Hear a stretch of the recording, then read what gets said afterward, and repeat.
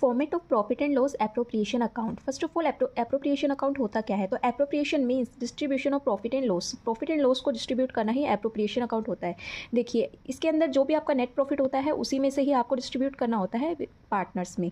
ठीक है, किसी को सैलरी पे करनी है, कमीशन पे करना है, तो जो भी होता है आपने +1 के अंदर आपने ट्रेडिंग अकाउंट यानी कि फाइनेंशियल स्टेटमेंट पढ़ी होगी, उसमें आपने trading account and profit and loss account बनाया होगा, तो वहाँ से आपको नेट प्रॉफिट मिलता है। तो उसी नेट प्रॉफिट को हमें profit and loss appropriation account के अंदर क्रेडिट करना होता है। ठीक है, अब इस नेट प्रॉफिट का जो अमाउंट होता है उसी में से ही आपको पार्टनर्स में सैलरी पे करनी होती है, कमीशन देना होता है। तो फॉर्मेट में लिखना है to salary, to commission, to interest on capital, to general reserve. Any reserve, कोई भी रिजर्व हो सकता है।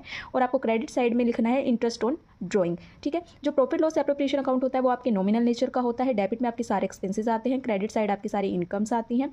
ठीक है, अगर डेबिट साइड का कम है तो आपको transfer to capital account balance जो आएगा उसे ट्रांसफ़र टू कैपिटल अकाउंट लिखना है। अगर आपका क्रेडिट साइड कम है तो वो आपको क्रेडिट साइड में लिख देना है। आई होप आपको format of profit and loss appropriation account clear हो गया होगा। Thank you everyone.